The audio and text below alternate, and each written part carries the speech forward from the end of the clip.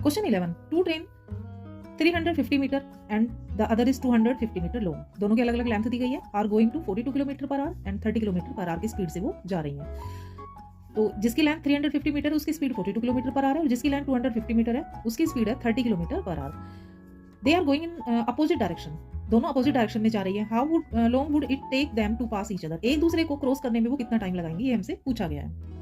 To train हमारे पास, ये train ए है, ये ट्रेन बी है, ठीक है, दोनों अपोजिट डायरेक्शन में, देखिए क्वेश्चन में दिया गया अपोजिट डायरेक्शन में जा रही है, यानी कि एक इधर मूव कर रही है और दूसरी इधर मूव कर रही है। मान लो ये ट्रेन है जिसकी लेंथ 350 मीटर है और इसकी स्पीड जो दी गई है वो दी गई है 42 किलोमीटर पर आवर, और ये जो ट्रेन है इसकी लेंथ 250 मीटर है और इसकी स्पीड दी गई है 30 किलोमीटर पर आवर। तो अब ये एक दूसरे को क्रॉस करने में कितना टाइम लगाते हैं ये हमने बताना है। तो जैसा कि मैंने आपको इंट्रो वीडियो में बेसिक नॉलेज में बताया था कि जब ट्रेन अपोजिट साइड में जाती हैं या सेम डायरेक्शन में जाती हैं तो दोनों ही केस में जो लेंथ होती है वो हमेशा ऐड होती है, ठीक है। जो डिस्टेंस निकालते हैं वो हम दोनों की लेंथ का एडिशन करके निकालते हैं और जो स्पीड होता है अपोजिट डायरेक्शन में स्पीड का भी एडिशन हो जाता है, तो दोनों को ही हमने ऐड करना है। यानी कि डिस्टेंस निकालने के लिए सबसे पहले हम क्या करेंगे, a length of A train plus length of B train, यानी 350 प्लस 250, तो ये हमारे पास आ गया है 600 मीटर, ठीक है, ये हमारी आ गई है डिस्टेंस। अब हम निकालेंगे स्पीड, तो स्पीड निकालने के लिए हम क्या करेंगे, speed of A train plus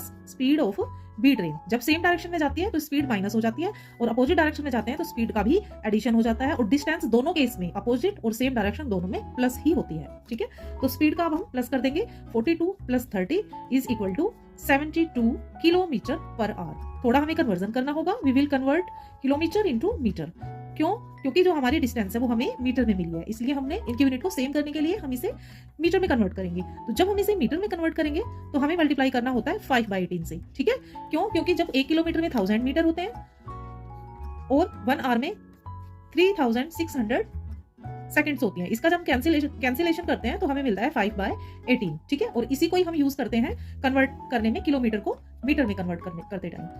तो इसको हम कैंसिल कर देंगे 18 से, ये आ गया 40 का मल्टीप्लाई करेंगे 5 से तो हमारे पास आ जाएगा सॉरी 72 है, ओनली 72 है, तो ये कट करके 4 आ जाएगा, 5 मल्टीप्लाई करके आएगा 20 मीटर पर सेकंड। तो हमें मिल गई ये हमारा डिस्टेंस, ये हमारा स्पीड। तो अब हमें सिर्फ टाइम निकालना है, तो टाइम आ जाएगा, सिंपली टाइम का फॉर्मूला लगाएंगे हम, डिस्टेंस अपॉन में स्पीड। डिस्टेंस हमारी 600 है मीटर में और स्पीड हमारी है 20, कैंसिल कर लेते हैं 30, तो ये हम टाइम जो लिखेंगे ये 30 सेकंड, क्योंकि हमने मीटर सेकंड में कन्वर्ट किया था। तो इस तरह से ट्रेन वाले क्वेश्चंस जो होते हैं अपोजिट डायरेक्शन या सेम डायरेक्शन, उनको हम सॉल्व कर सकते हैं सिंपल स्टेप के थ्रू।